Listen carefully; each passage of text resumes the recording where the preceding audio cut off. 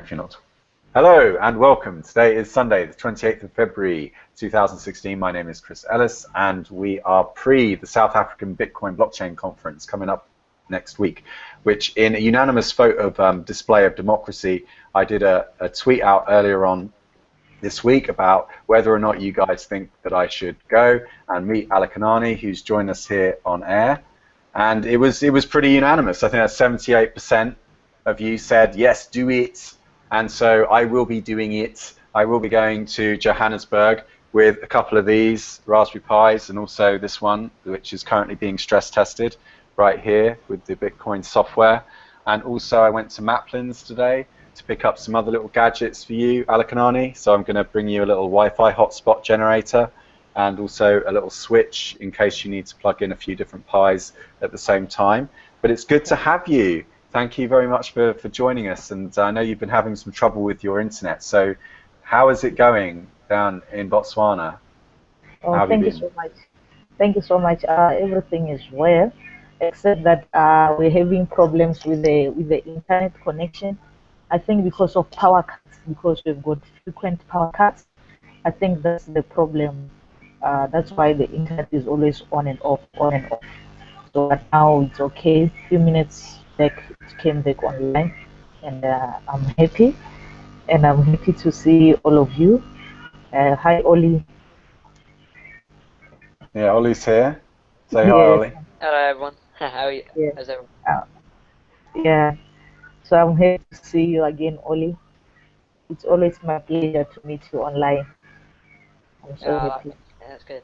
That's great. And so hopefully when we get to meet next week, I'll have a chance to, look over the hardware that you're using, and so that in the future I might be able to help you troubleshoot remotely, so that we don't have these issues. The other thing I was looking at today in the computer shop was solar panels.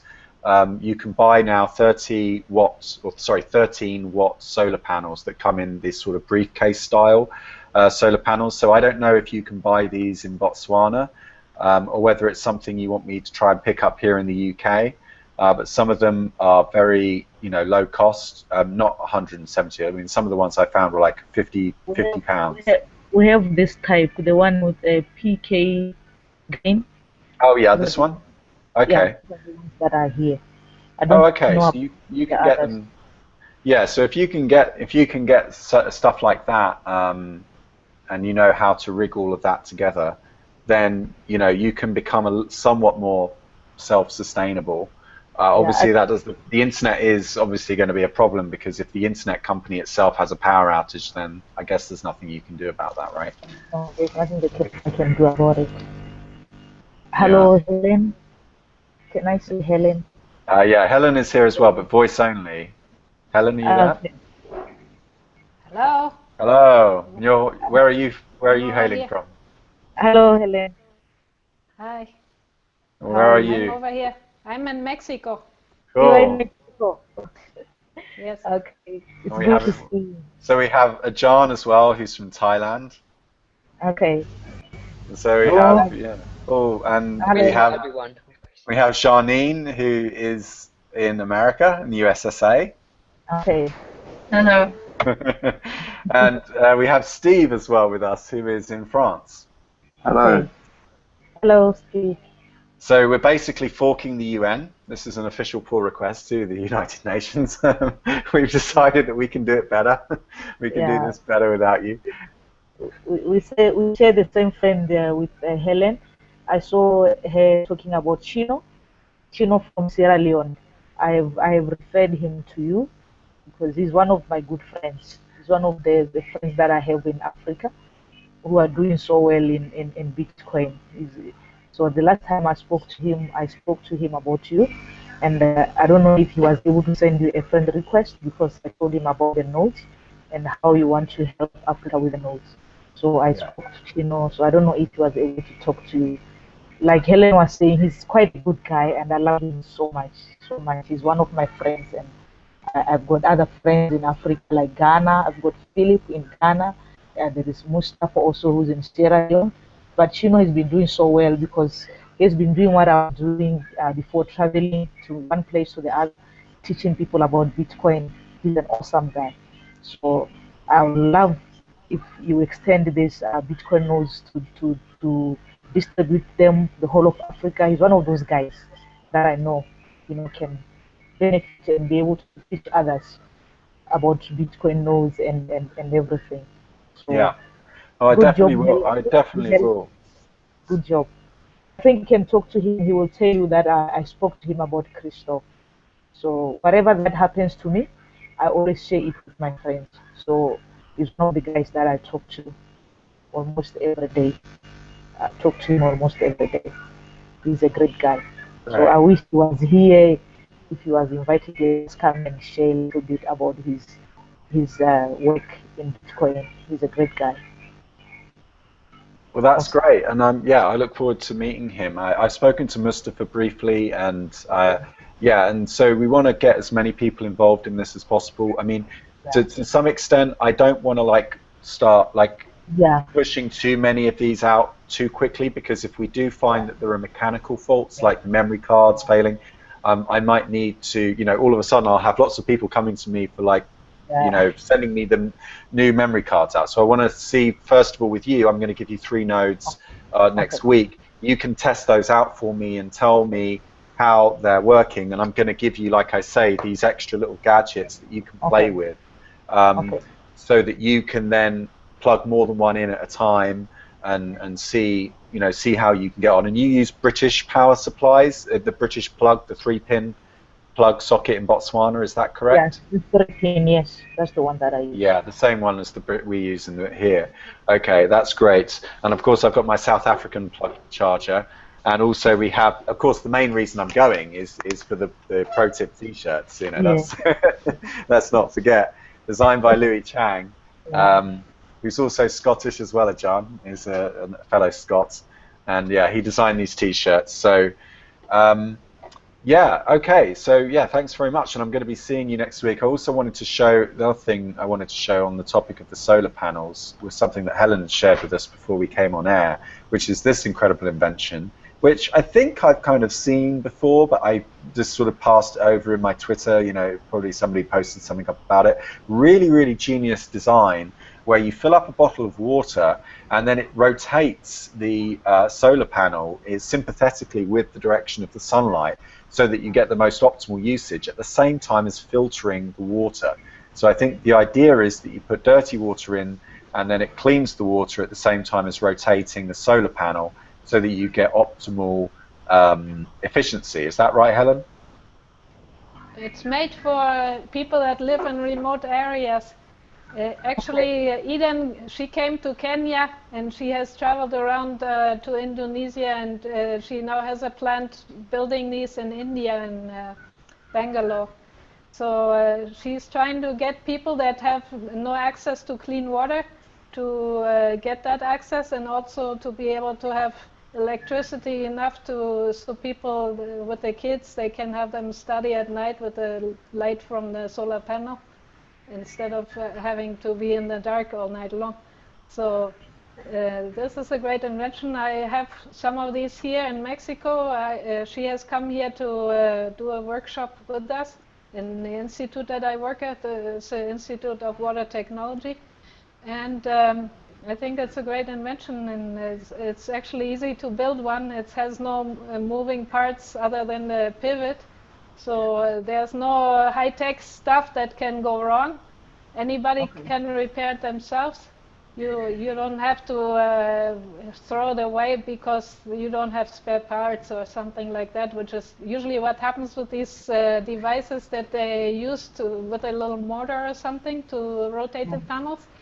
Okay. They have some failure, and then you don't have the electronics or the expert that has to come from far away, and it's too expensive to repair them, so they just fall in disrepair. But these panels, with that you can buy a panel that's a smaller size for cheaper, install Okay. this in this support, and then with a rotating action you'll be able to produce about 40% more electricity. Wow. Wow. Can I see those? Do you have like I still have to see maybe a picture or something? Yeah, he was just showing it to you. Chris was showing it Okay. there. Yeah, there it Okay. is. There it is. There. You can Oh. look for Sansaluter. It's a Twitter account. Also Eden Full, EdenFull. That's the girl that invented it. She got a scholarship when she was still studying at Princeton, and with that stipend she was able to travel around the world and find out what is the necessities of the people, and that's where she came up with this idea to also combine it with a water filtering system. So when you have a little bit of water dripping out of the braided, so it's dripping just slowly, so you figure out how much exactly has to rotate the panel, so that from sunrise to sunset it's moving the panel slowly, and in the end of the day the bottle is empty and you have the clean water in a different bottle where it runs through a tube and a filter, and then it falls into this other bucket or in a place where you can store the water that's already clean. Wow. That's Yeah, it's beautiful. amazing stuff. Yeah, Wow. I just tweeted Eden to tell her that we were talking about her on air, and yeah. Wow. So Beautiful. that is very cool. I'm really, really impressed with that invention, and Yeah. I'm also, not only is that the kind of thing that I'm into, I'm also into 3D printing, and we've got a couple of boffins here in London that do 3D printers. So hopefully, you know, this will be an ongoing thing. One of my goals is really to try and bring manufacturing into regions of Africa that actually export a lot of their commodities out to China. Because one of the things I think that is a problem in the world right now is that, as Vinay Gupta says, we've got capitalism at the top, which is kind of stacked on top of communism in China, stacked on top of feudalism in Africa. And so really what you're doing is you're taking money away from poor people in rich countries and giving it to rich people in poor countries. And that is not really a sustainable model. Really, we're here to try and help everyone become self-reliant.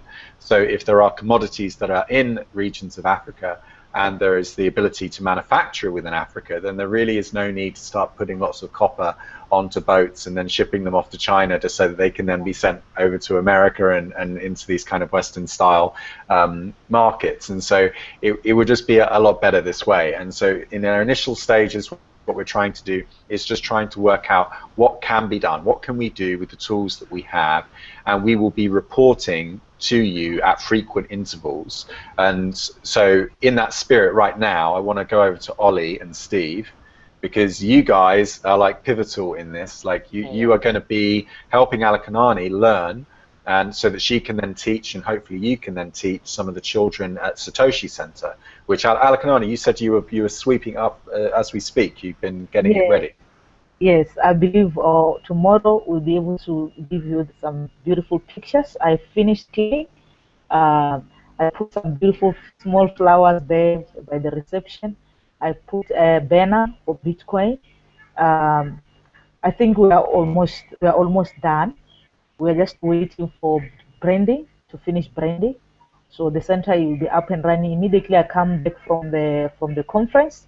I think we'll be up and running bit by bit, because we still have to put some chairs and tables inside. But as for now, it's toilets. I think I can post some of the pictures here before the trip. I can just post them here so that you can see the place. So it's gonna be a beautiful place, because we've got the outdoor where we plan to put some chairs there, so that, you know, they can take breaks to go out just to refresh. You know, it's one of those beautiful. I think when I look at it, I see a beautiful future. You know, that's what I have a vision of that. Say this is the future for Africa. So I think I'll just post some pictures here. I don't know if it will allow me to do that. Yeah, try doing that. Yeah. Okay, so that you can see the place. All right, give me some few minutes. No problem. Whilst you're doing that, Ollie, are you still there, mate? No, he's gone. No, I'm right. Right, good. Sorry, I just. Okay, show us what you're working on whilst Alakanani's getting her pictures. All right. Yeah, okay, so I'm going to show Alakanani how to install the Peter Todd library, isn't it? Oh, yeah, the Peter Todd library, okay. Yeah. I love that we're calling it the Peter Todd library as well. Yeah, it's funny. It's good, though. Alright, so I'm just going to open up the browser, because I'm signed into the full node at the moment. I'm actually going to run the scripts within Putty, but I'm just going to install it. I've already installed it, but we've done this before, but I'm going to do it because it's quite cool. Go to the GitHub page. Okay, stop. Oh, no, Steve. No, Steve. Should I install? Should I just install this one, the Peter Todd one, or Yeah, not? just install that one. That's the only one you need. Yeah. Oh, okay. Okay, so I'm downloading the zip file. Then I go to my terminal. So you're logged in via the VPN at the moment, are you? VNC, sorry. VNC, yeah. VPN. Alright, I'm going to go to my downloads. Change directory into my downloads. Wow, that's changed. Okay, so now I'm going to... Where's the Peter Todd logo? I haven't unzipped it, have I? There's one at the bottom, I think. Oh, yeah. Where? Oh, yeah, there. I haven't unzipped it, have I? Looks like you downloaded it a few times. I haven't. Yeah, but of course we have. I'm doing this again. I've done it loads of times. Okay, I downloaded it 3 times, I think. I'm just going to extract it again to show you. Then ls again. CD. I find the git clone method a lot easier. Okay. This is advanced stuff. Yeah, you'll get clone your advanced. Too advanced. Oh yeah. Okay, now I'm gonna. Mind you, unzipping isn't that easy on command line No. either.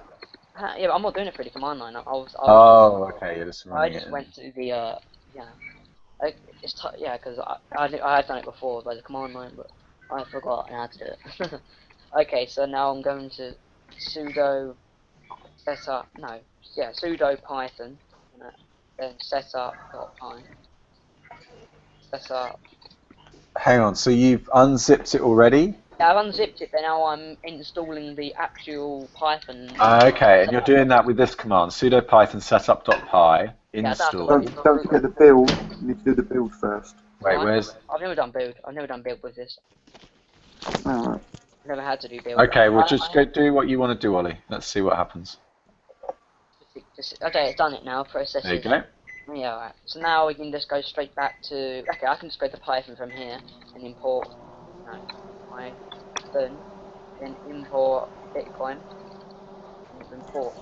There we go. Well, I'm not gonna okay, run- that's it. That's all you had to do. You just unzipped it, then you did that one command, which Yeah. was the setup.py, Yeah. and then you did Python, which loads up the Python Yeah. command, Okay. and then you just you ran the import Bitcoin, and that's it. That's a and mod. that- Shall I show the Bitcoin live? No, not the code of the other one. Please show us, yeah. Okay, so go to code, and then let's go to. Actually, no, I just went the wrong thing. I went the wrong thing. Code. There we go. Then go to. Oh, I'm gonna show you the balance one first, actually. This gets to balance. So import Bitcoin module, Bitcoin RP, Bitcoin.select parameters, and then the mainnet. So you could use testnet, but I'm not using testnet. Steve, you would have testnet there, wouldn't you? Yeah, I've got both.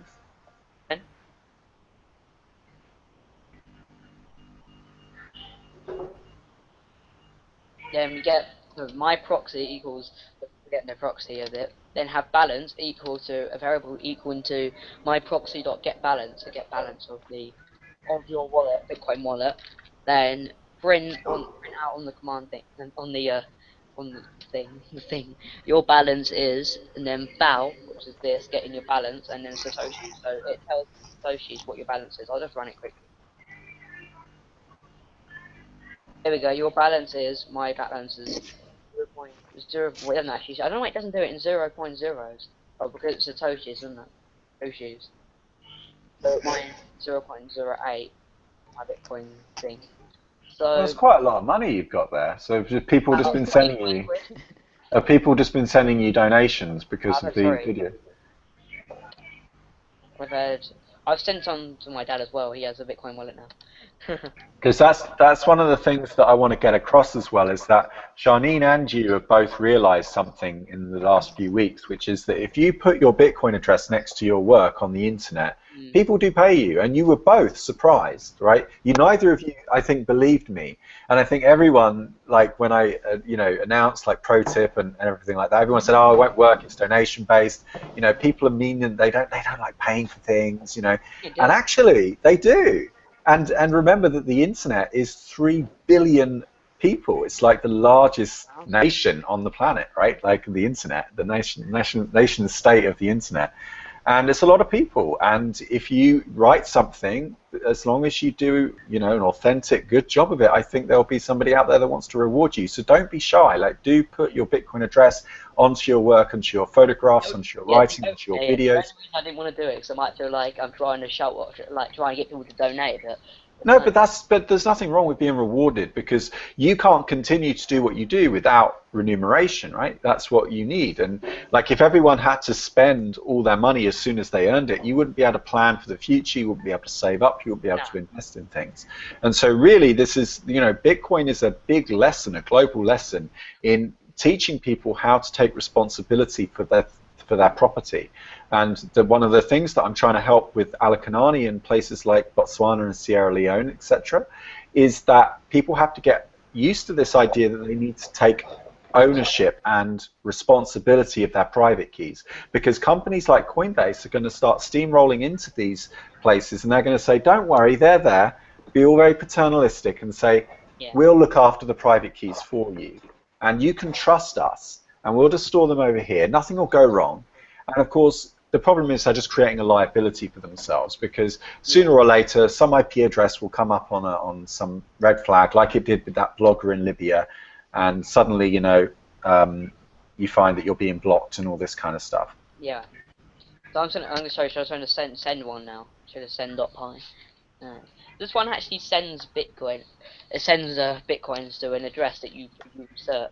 But I'm actually gonna. I don't know if I should, but I might put another thing in, if length, and then the address, and then if it equals a certain length. Is it 25 to 36 or 24 to 35? Like the length of a Bitcoin address. One of them.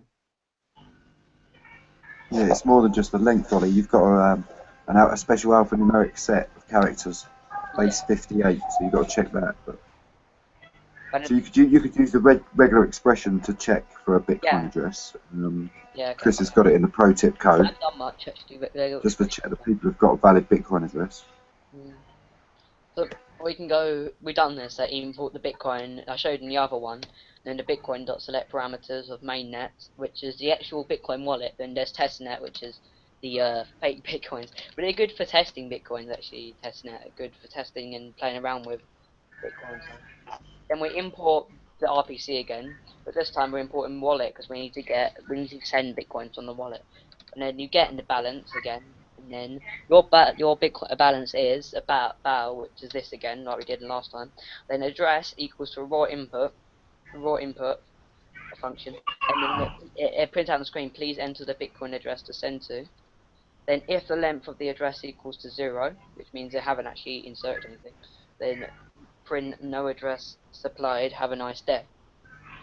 Else, basically else, and then if, no, it's not F, but basically it is an else, then if the Satoshi equals to raw input, the variable Satoshi, equals to please enter the number of Satoshis to send, then if the length of Satoshis equals to exactly the same actually, and then we cannot send 0 Satoshis. So maybe I should, I'm gonna have to put in another time to see if the length of the Bitcoin address.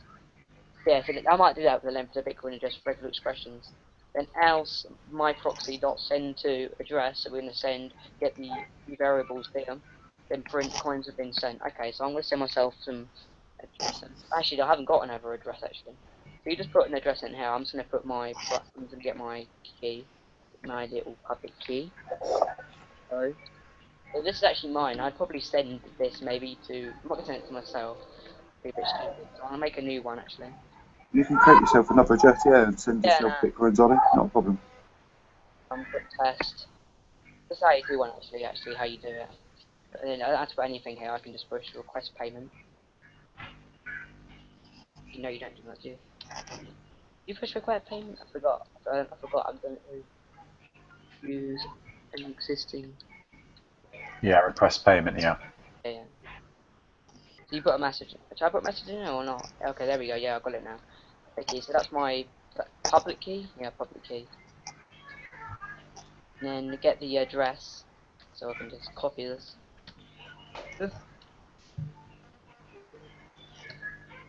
Then put this in here. Paste. And then, oh no, this is, please enter the address to send to. Okay. And then for number of Satoshis, I should have another thing that makes it so they have to send at least 1,000 Satoshis. Because any below that, it won't send. Actually, can I ask you, why wouldn't it send? I don't really know. I don't read how much of it. Because it would be considered a dust transaction, and so it would be considered like spam on the network. Oh, okay, so I'm going to send 1,000 to myself. I got an error for some reason.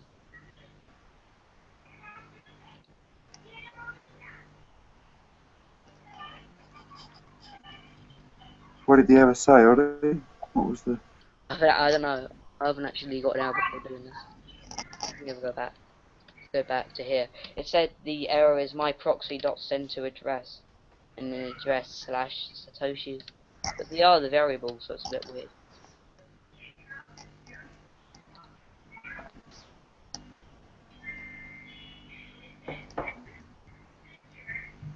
Should have worked. Oh, I haven't actually done anything wrong to do with the code.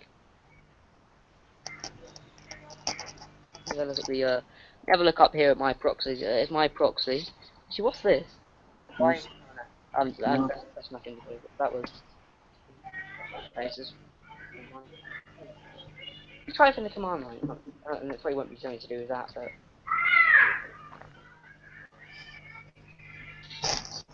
Good. Agree when it's a live stream, something goes wrong. It's live, and nothing you can do about it. Yeah, okay, I got the error. I don't know why. Amount too small. Yeah, it's too small, Ollie. That's all it is. Try sending 10,000 or 20,000. Oh dang it! Just put put it in the wrong order. Okay. Oh. That's well, it's important that we go through these growing pains because we're going to have to teach a bunch of people that have never seen Bitcoin before how to do this. So it's important that we do go through these growing pains. And embarrassing though if you get an error. No. Maybe it is embarrassing temporarily, but the point is that this is how we learn, is by being wrong. You know, that's how you learn. Okay, so I'm gonna send that amount. Yeah, okay, it's been sent. Okay. So what have you learned, right? So what have you learned there? Who, me? Yeah. You need to send a certain amount. Yeah, exactly. So you've learned that now. So that's good. That's an important stepping stone. No, it's because I thought it was actually more than that. I thought it was only 1,000. I thought it was less actually. Okay, so I'll just minus. Okay, 0.00007. That's how much I sent myself. No, that's how much you paid in mining fees. Is it? I thought Bitcoin's peer-to-peer, so you don't pay anything. Yeah, of course you have to pay mining fees because somebody has to process the transaction. I make the little bit. There's still an intermediary, but what's interesting about Bitcoin is that you don't know who that intermediary is going to be, and they don't know either, because you're all in a race condition for solving this mathematical problem. You've got to generate a certain number of leading zeros in a SHA-256 hash, and the chances of you producing that many zeros is very, very small, which means that it takes the network, a certain amount of time, and you have difficulty adjustments every 2 weeks to keep up with the current state of mining hardware. Yeah. The other thing is you should always keep your full node on as well, so it keeps up to date with the blockchain. Yeah, that's the other thing. So, yeah, Alikanani, I don't know if you're taking any of this in. Is it all kind of going over your head? I know you've been trying to find the pictures as well, but yeah, it's a bit tricky for me. Hearing some, can hear what he's saying. Some of the things that he say, I can't get it that much, but I just been following him what he was saying. But some of the things that he was saying, I was a bit lost though. But I think maybe if I can watch the video slowly, I will be able to get what he's saying. Right, and also when I'm with you, I'll be able to show you like how to import the Python library, and I'll be able to walk you through some of those things. Because no, you're fine. Najab, are you there? Yeah, Chris. Yeah, I found that when you helped me set up my Raspberry Pi, when I'm the one being instructed, I found it very helpful. Yeah. Whereas watching Ollie doing it, it's not quite the same as Okay. following the instructions. So I think if you're the person being instructed to do it, Alakanani, I think you'll find it much easier to follow because you're going at the speed that you can control. Yeah, okay, so I think what we should do is we should put what Ollie has done into the GitHub repo Yeah. so that you can read through it. And then that way, like Ajahn is saying, you can go at your own pace then.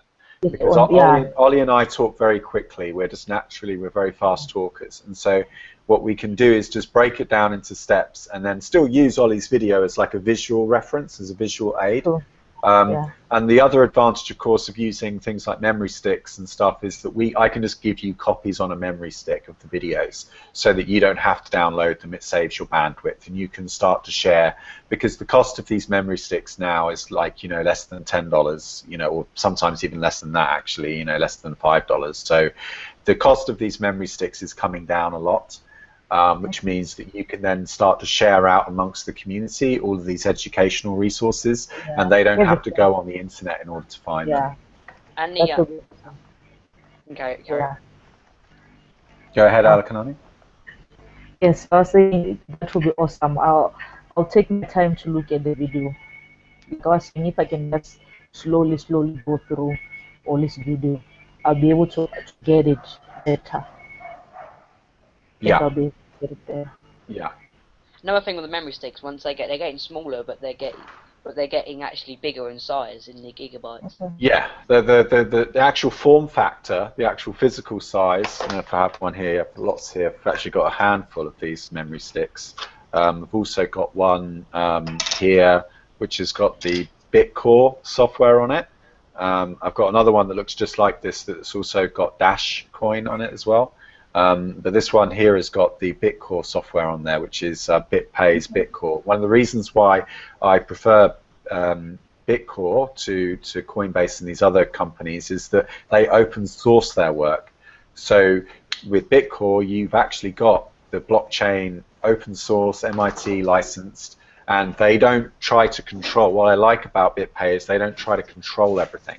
So yes, you can use them if you want to, and if you want the convenience of having your private keys like hosted somewhere else, that's fine, and sometimes there is a need for that. But if you want it locally and you want to host your own copy of the blockchain and your own, you can also do that as well. And then you can actually provide a service for the people in the community. And if we start getting people like to build, there's a really good company called Ubiquity Networks. Let me just bring them up because they are really cool. There are other companies as well that do similar things, but they sell these WiMAX antennas, the long-range WiMAX antennas, which you can put on your building, and you can basically broadcast and set up your own internet service provider in your community. And they have a really, really good forum where they offer tech support, which is loading up now in the other window. Here you go. And so, yeah, you can actually, you know, with a little bit of investment, we can actually install one of these, like on your house, and then you can start to serve the internet out to your local community from where you are. And it will be totally self-sustaining because you've got the solar panels, you can also use wind, and you can create your own intranet. You can create your own version of the internet. So at the moment, on the Raspberry Pi that I'm going to be giving you, you're going to have a piece of technology called IPFS, which stands for Interplanetary File System. It's still very geeky at the moment, but the developers there are working on a nice front end for you. In fact, as we speak, one of the developers has gone off and bought a Raspberry Pi, and he's downloaded my software, and he's going to build you a nice user interface so that you don't have to go through all the command line. And what IPFS enables you to do is it enables you to, let's say, download a section of the internet. Let's say you downloaded a whole bunch of Wikipedia articles onto your computer, and then you would be able to host those to the other people in your community without them needing to go on the internet. All they need to do is download it from you. And so you're not repeating. There's a concept in computer science called DRY, do not repeat yourself. And one of the problems with the internet at the moment is that two people can be in the same room downloading at the same time, you know, using yeah. the same, and it's duplication of effort and duplication of redundant resources. So IPFS, although very geeky at the moment, allows you to set up a server in Satoshi Center that can then broadcast out to a local community and then create your own mesh network, so that you only have to download the web page once and then everyone else just downloads it off of you. And then that's much nicer, because then, you know, I can get on a plane to Botswana and I can give you Wikipedia on a memory stick, and then you can just load Wikipedia up onto your computer and you can start serving it up, you see, and you can just start serving it up to the people around you. That's a longer term goal, but it's something I definitely want to try out. On the host server, and they'll download it from you, and you're the person that has all. Yeah, well, and the clever thing is, there's nothing Alakanani can do to interrupt or censor it either, because it's all based on cryptographic hashes. So there's nothing an intermediary or any kind of nefarious actor can do to come in and try to doctor it or alter the text, because if you try, it won't resolve anymore, because that's how it works. It's this really, really clever technology. And we're in England, and she's in Africa. It's a lot easier as well. We could be home. Right, and that's, Ollie, that's a really good point. So a lot of this is really about taking the power that we have in the West and trying to give that gift. And there's a really famous quote by Pablo Picasso says, like, if you find your gift, give it away. Right? That's the purpose in life. You find your gift and then you give it. And there's nothing more powerful than the act of giving. I know. So that's what we're trying to do. And actually, there's no real cost to us. I mean, other than our time and our effort and so on, it's no real cost to us, because it's just information. We get to keep the information when we give it to you. I found Bitcoin. I discovered Bitcoin, and I started teaching the rest of my people here. And now we are having Satoshi Center, where now people will be able to have an exposure to the whole world. You know, that's like, I found my gift and I gave it to the people, and the people will give it to other people, and it will continue until now a lot of us are empowered. You know, I like what you were saying when you talked about China and how things are happening in Africa. You know, Africa has got a lot of resources, but Africa is still the poorest. It might be rich in resources, but at the end of the day, the people in Africa remain poor despite everything that they have. So, and that's because a lot of the people on the ground in Africa don't have the controlling interest in the contracts and the agreements. And that was one of the things that Gandhi was trying to fix when he went to South Africa originally. Was Gandhi was a lawyer. He trained as a lawyer, and he was campaigning for human rights. And one of these, not that Gandhi was a perfect person by any means. I understand there are many critics of him out there. But the fact was that he was trying to give every citizen a voice. And so that they have equal controlling interests in contracts, because if a contract isn't voluntary, it's not binding, because for a contract to be binding in the Commonwealth, there has to be a meeting of minds, right? And at the moment, you don't have that in large sections of the world. You don't have the meeting of minds, because how can it be voluntary if someone has just come in, taken the resources, you didn't know the resources were there? Well, as John Locke, the philosopher, would say, well, you've put that person into a worse position than they were before, because you have deprived them of the information required to make a voluntary agreement. And that's one of the things that I'm trying to fix. The word taxation, by the way, look up the etymology, it means to fix. So when we tax, we're trying to restore or fix something that is broken. And so taxation, you know, somebody, we were having a debate earlier on Stakepool in the chat room, on the Telegram chat room, and somebody said that, you know, you can vote with your feet. And I said, well, no, you can't really vote with your feet as such, because the word vote comes from the Latin word vow. It means to express a wish. So voting originally came around in ancient Greece at the time of Cleisthenes, because the people rose up against the Spartan invaders, and the people of Athens, who had grown used to a comfortable middle-class lifestyle, were threatened with having that lifestyle taken away.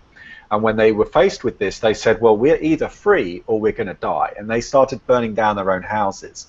And the Spartans didn't know what to do, because how do you threaten someone that's willing to die, right? You can't threaten them with anything.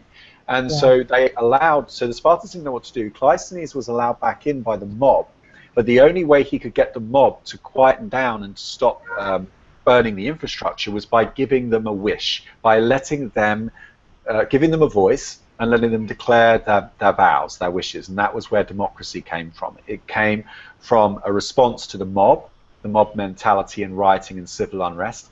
And one of the projects, I think, of what we're trying to do here on the World Crypto Network is to make sure that this technological revolution that we're going through is a peaceful transition rather than a violent one that we've seen in the past. It doesn't have to be violent if we don't want it to be. And that means education, inspiration. It means imparting knowledge to other people so that they have the information necessary to make an informed choice. So it's a voluntary agreement, a peaceful voluntary agreement, rather than, you know, somebody just coming in and saying, right, this is how it's going to work.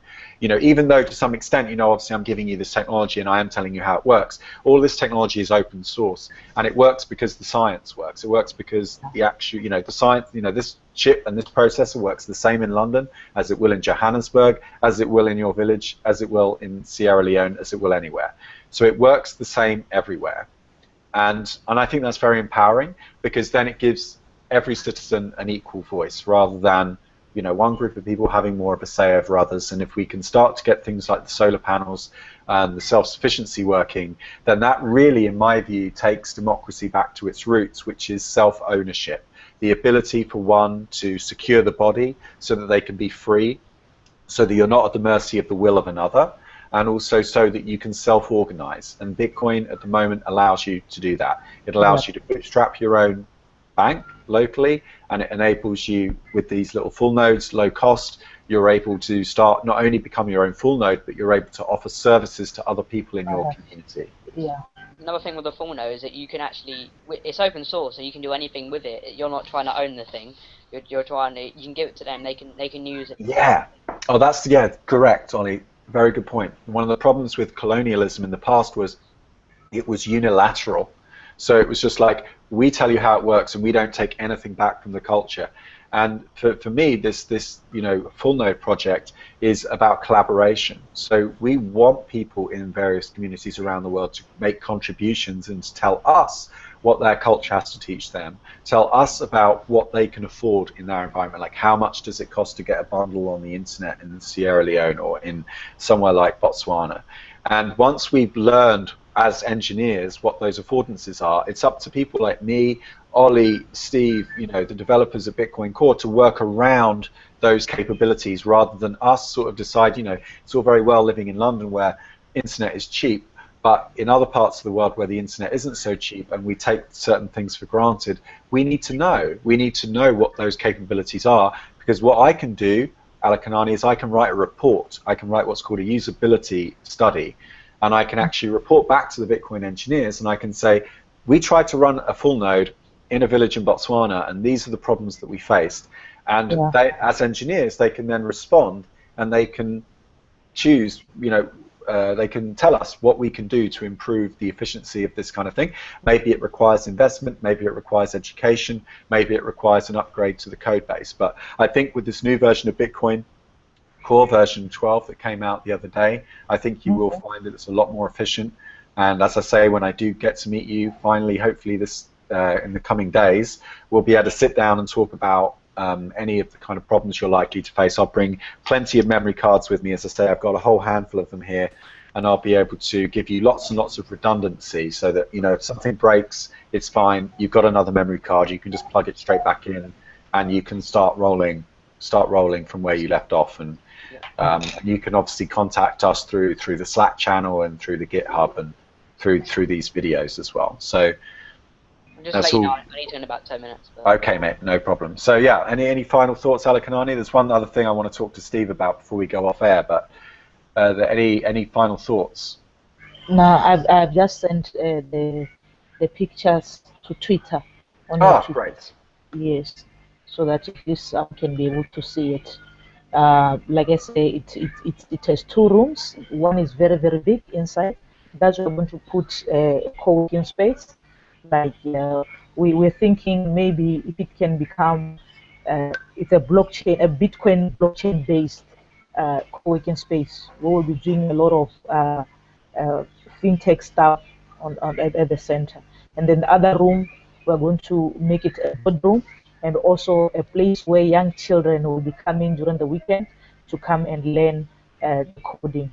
It has got 2 toilets. One we're going to use it for female and the other one for ladies. And then you can see outside there's a lot of space there.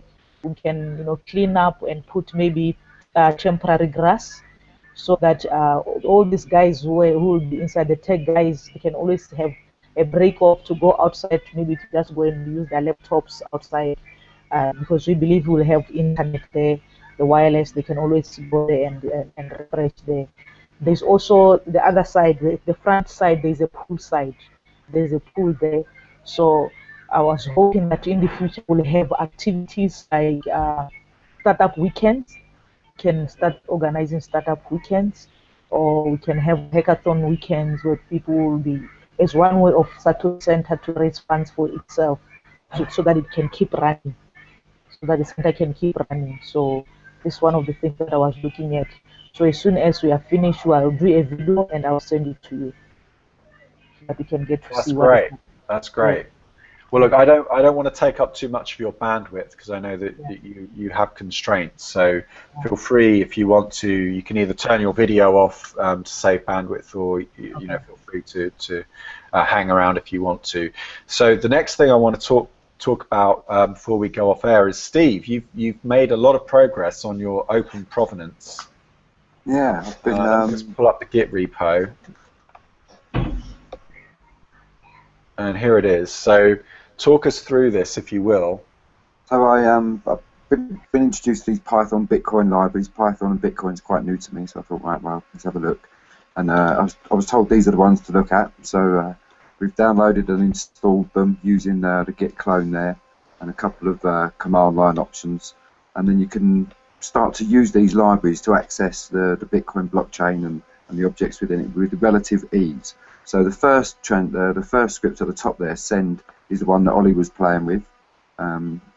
Just shows you how to quickly send some Bitcoins with minimal lines of code. It's far from perfect. It's just an example to show people how simple it is, really.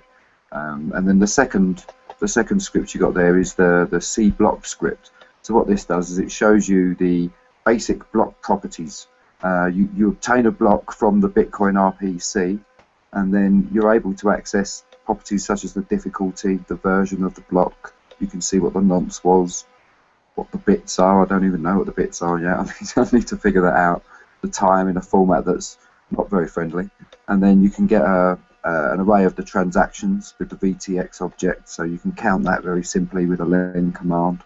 And then we've got the block hash, which we print out using the Bitcoin Core B2LX function, which is the binary to large endian number function, I believe, and then it will convert the get hash. Is that little endian? Little endian, sorry, yeah. So the block hash comes back in binary format using these libraries, and use the binary to little endian converter there, and it'll print the block hash in a format that you're familiar with, like you see on blockchain.info and other block explorers are available. And it also gives you the previous block hash and the Merkle root of the block. Now this is very basic information, but what it allows you to do is to access these values programmatically. We then go on and look at other objects within a block. So you've got transactions, and the block may or may not contain one or many transactions. So we use some loops to quickly go through, and then you can look and see. So in this example here, we're just going to show you the first transaction, which is the Coinbase transaction, and you can see there's a property there, is Coinbase, and by checking that property, you can see if it's true or false. You'd also get the transaction hash there at the bottom, again using the endian conversion. So this just shows you the very basic information for that transaction. The transaction object itself then contains other objects such as the inputs and the outputs, which we show in the next couple of scripts. So we're building up here. We're starting with the very simple stuff. Hopefully get people to learn and see how easy it is to access these things programmatically. Yeah, it looks very easy to follow, and this is all part of the open provenance stuff. And are you making headway with that? You were going to get some graphics made last I heard.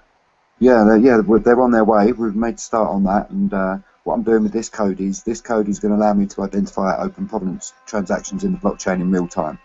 So I've got those 4 scripts up there at the moment. The 5th one I'm working on is an open provenance script, an op return script, and I can show you now on screen.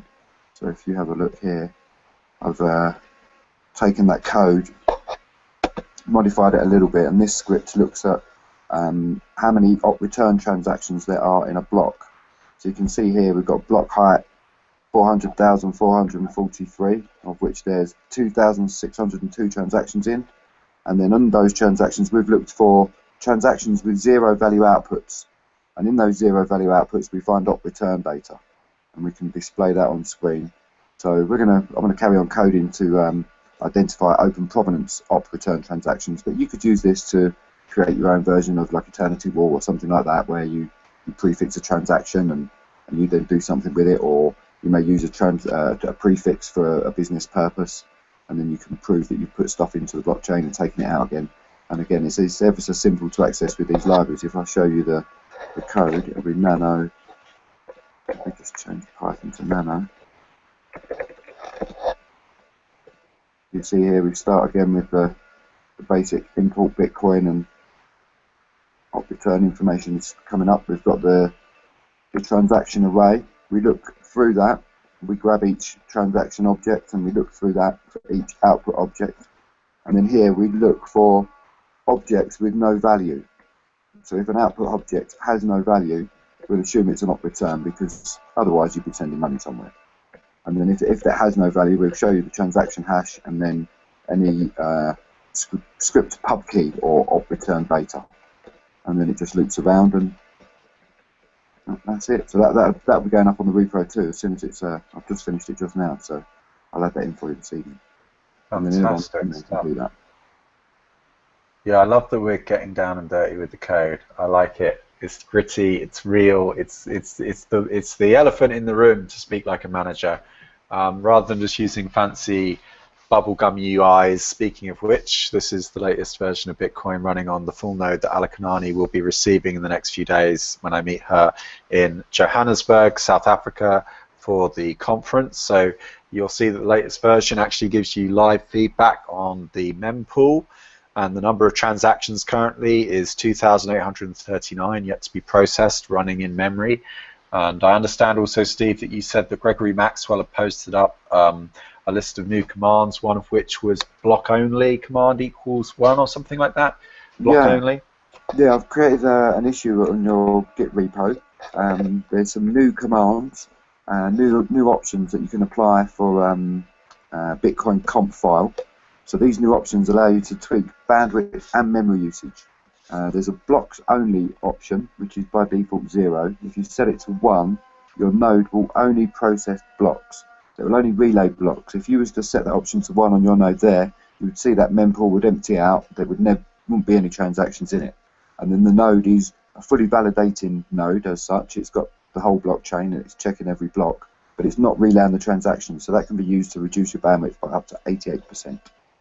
And then there's a couple of other options. There's a mempool expiry, which is a time in hours.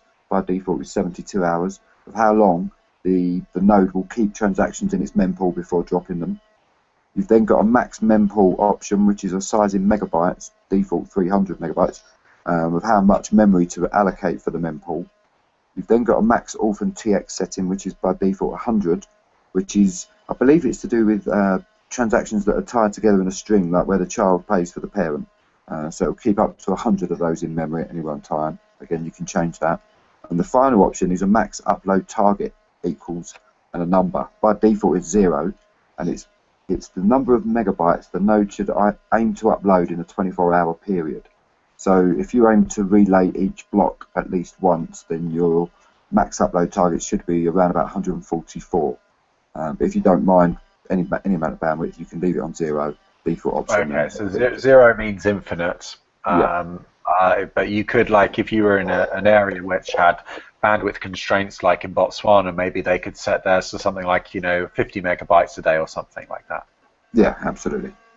And, okay, and that's in megabytes. That's in megabytes. Okay. Yeah, and the node will respect that and try to aim for that. So I would imagine it would try and gauge how much it's doing and just keep it low. It might find it gets to a time. This is excellent contributions that you're making, Steve, to this project. This is fantastic because you've fished out and you've really brought, you put it really succinctly, because people aren't always going to click on these long verbose posts on Bitcoin Talk. A lot of people don't even like going on Bitcoin Talk because it's so full of trolls. So what you've done is you pulled out all the relevant information, you've delivered it straight to the people that need to know it the most. And I'm really, really grateful for you for doing that, because that's exactly the spirit of this project, and it's what it's all about. So finally, Janine, over to you. I'm going to catch you unawares. Any messages from the troll box? So I know Ollie needs to go now. No, there's nothing.